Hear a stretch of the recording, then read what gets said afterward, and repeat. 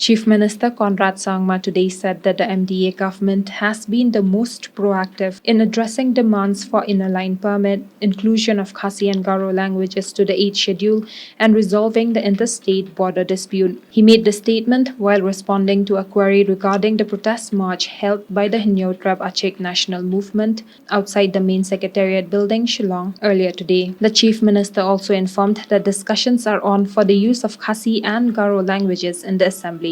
This government has been the most proactive when it has come to all these three issues. So these things don't happen. For 50 years it has not happened. But you have seen that whether it's the resolution on both ILP as well as language is concerned, we are the first ones. When it comes to even use of our language and ensure that our languages are made more popular and have different programs to see that it's being implemented, is being used in, and research is being done. A number of activities have gone into it, and we are showing a lot of our concern to take to popularize and to make our language more richer. But at the end of the day, as I said, whether it's 8th schedule or whether it's ILP, these are facts that require a lot of push, a lot of lobbying, and these are things that are beyond the Meghalaya government's jurisdiction in one way. So therefore, we have done our part by passing a resolution very strongly in the Assembly, which was never done before. And I think that has to be number one seen. And number two, in terms of border issue, we are the first ones to actually go and visit and come to the first phase of conclusion, where we have managed to come to agreement with Assam government in the presence of the Honorable Home Minister and officials. And we've actually managed to resolve the issues. So that's fine. I mean, the concerns of NGOs and other public is always there. But I think the public at large has seen the commitment that this government has shown on all these three factors. And I think the public will judge on that.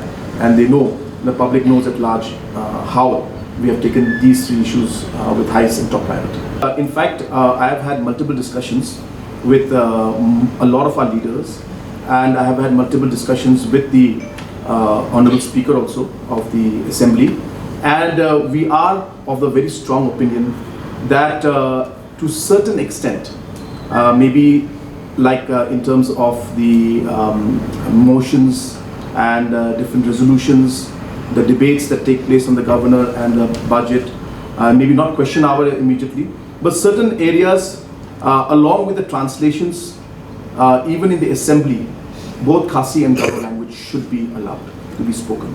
And we feel strongly that this is something that should be done. Efforts are being made.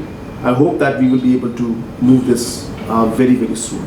So you will see in the time to come that we will be, I think, I don't want to talk about it right now without actually moving forward in it, but since you've asked me this question, we have already started the process and the discussion is on, and we are very, very serious, and we all feel that both Khasi and Garo language should be allowed to be used in the Assembly, and at least certain parts, maybe not the question hour, but because it requires a lot of immediate thing, but along with translation and everything, both Khasi and Garo language should be allowed to be used in certain parts. Will this beginning be seen in the upcoming session of the? I hope so. Let's see. Well, because it will depend on the secretariat, Assembly secretariat, but I'm sure that we will get a positive response. Since you already have the discussion, what is the mind of the Assembly secretariat, especially the Speaker?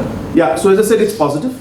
It's positive, and but as I said, I can't comment on it because it's a legislature matter, and the Assembly secretariat will. But as a government, we strongly feel that it's something that should be encouraged because it's another. The Hinyotrab Achek National Movement has also urged the government to speed up relocation of Harijan colony residents and for a reform in the state education policy. We would like to speed up the process of resolution of this regarding with this temperature, all right, to evict them without delay, all right. So this is also for the benefit and good for the people of the state as a whole. So far, the government of Meghalaya, we haven't seen so far regarding with this our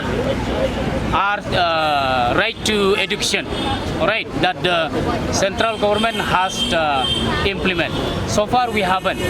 So we want from the organization, we want that the state should revise or improve regarding with the education policy, so that our teachers, our beloved teacher, will not be stand here like we have seen today.